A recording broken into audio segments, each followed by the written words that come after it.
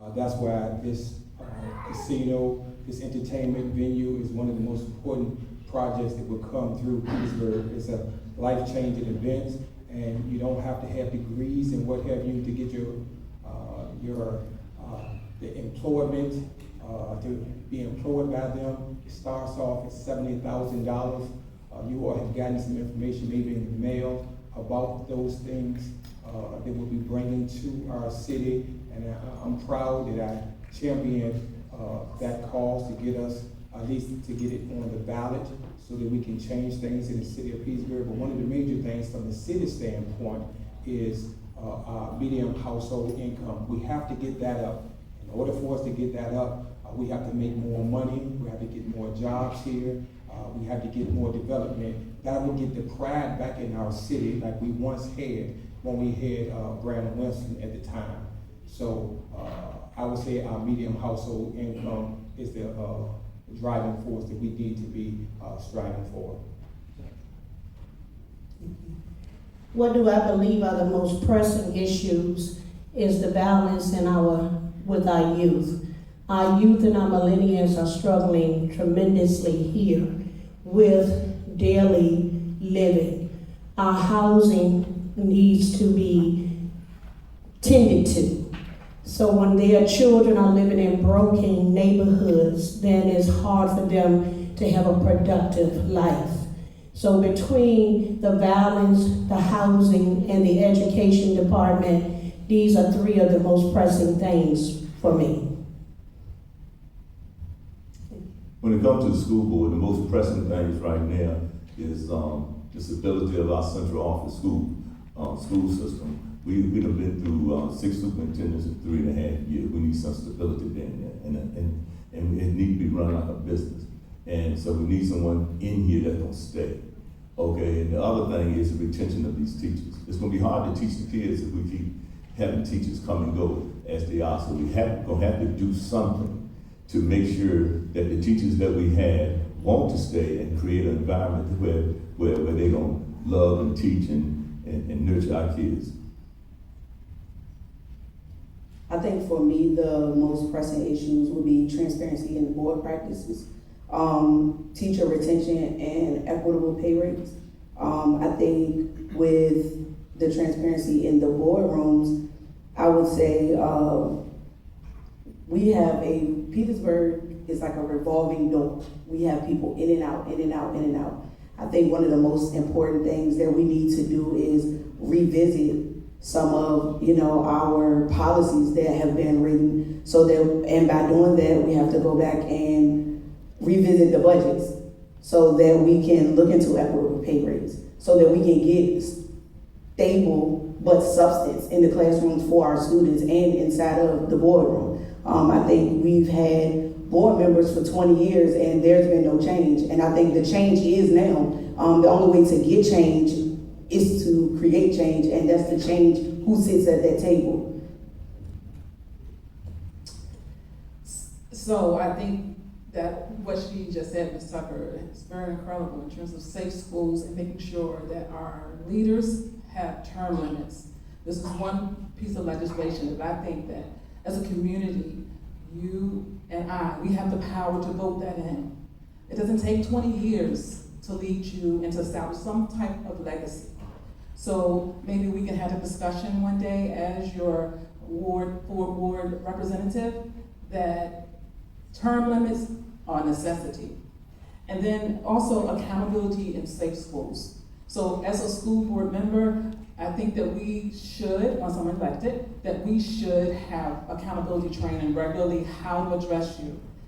And particularly with the homeless initiative, we have homeless children that we are responsible to educate. We have incarcerated children that we have responsibility to as well. So I don't want us to forget about them in our Safe School Initiative.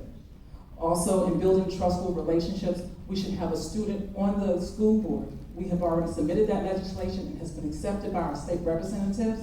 So we'll talk more about that later. Thank you. I have two factors. One, SOL's test scoring and our attendance. With our SOL test scoring, our SOL teachers who teach those mainstream courses are those rotating teachers. So we partner with Virginia State University's education department there, and we have a HEROES program, which we have the seniors who are education majors at Virginia State come in and teach those classes. They're acquiring their student teaching hours as the teachers. They're making the lesson plans. They're executing all of the lesson plans and curriculums for that course. So I'm going to continue to support that, because with that, once they finish their degree, we offer them full-time jobs. Those jobs will get those certified teachers in those mainstream courses that will help with teaching those SOLs. Number 2, attendance. It might be a drop in the bucket, but we have to start looking outside of our boxes to attract our kids with some new curriculum. I personally myself am a STEM career techno-to-performer teacher, so I'm all about STEM. It's not, like I said, it's a drop in the bucket, but I've gone beyond, above and beyond to support our STEM coordinator at Petersburg Public Schools. I've gone out and got close to $3,000 to assist her. I went out and with the support of my school board members, went out and got $3,000 to assist her with the gaming program.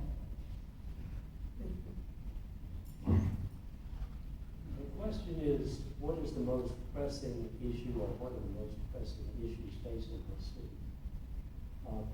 The one that is right on the horizon is how to spend the revenues from the casino resort if, as I expect, the referendum is going to pass and become. And I want to spend those revenues on projects that will make a real difference in Petersburg in the long term. A new elementary school, improved water and wastewater infrastructure so that we no longer have broken pipes and boiled water notices. I want to reduce our sky-high real estate taxes in order to be fair to our homeowners and to attract new industries. And I want to build a new large industrial park to expand our tax base and to increase job opportunities. And of course, I welcome the ideas of the citizens as well. Thank you. So the first and foremost, the first thing that we need to do is the schools. The schools have been underfunded for too long. The city always maintains the state mandated level funding of $10 million. We must invest in the schools, and level funding is just not getting there.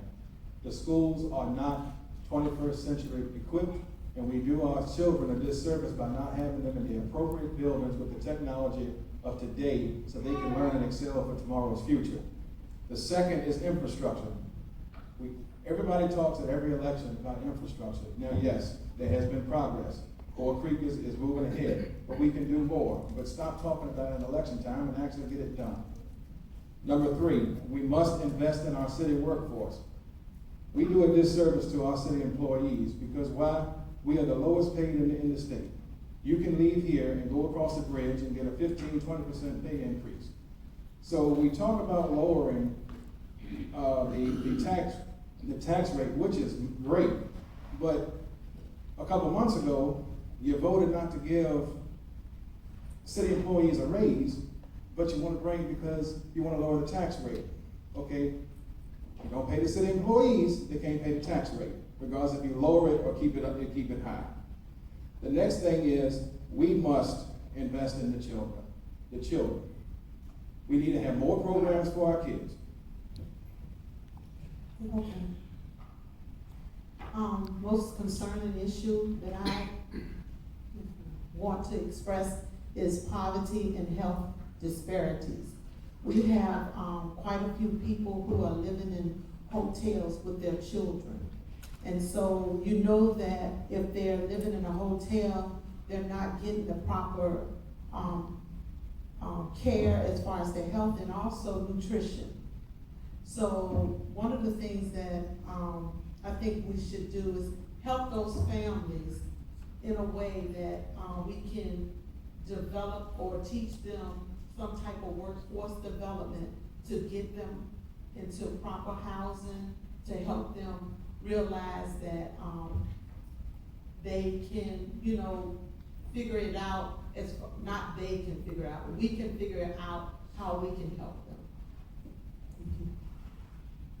Well, what everybody says sounds nice, but I go to the schools, I've been fortunate enough, and I've been going to the schools every day since school started. And what I see is they need a better school, like adequate everything. It's mold, it smells, they don't have supplies. The art teacher is carrying the stuff up the steps, like it's really bad in there. So what we can do is just, I would start with just trying to freshen the place up without having to, trying to get all this money for the school. Maybe we can paint, we can find out where this mold coming from, we can fix repairs, we can get the kids, the students, and the teachers, the supplies they need. The music teacher don't have it, nobody has what they need. So we can start with freshening up the school the best that we can. Get the teachers and stuff, we can have training workshops and stuff. I think the teachers are wonderful, they just need some support.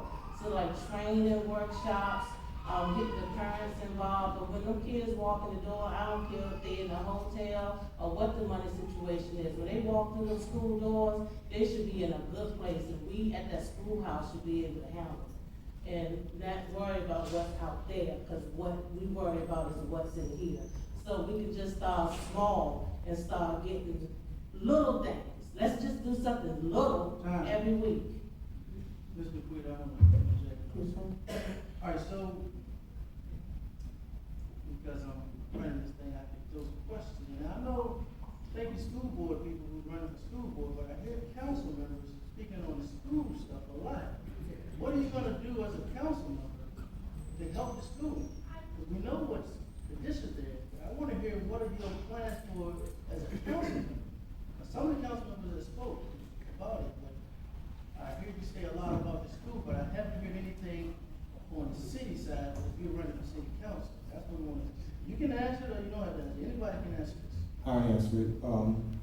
So part of what we do on city council, and part of what I envision coming up is the reason why we have all this development coming in that will help us to give more money to the school system. One of the things that I'm proud of, that all three of my kids are graduates from Petersburg High, and so am I and my wife. So the school is near and dear to my heart. So not just level funding, but giving more money to the schools, what have you, so that they can have adequate,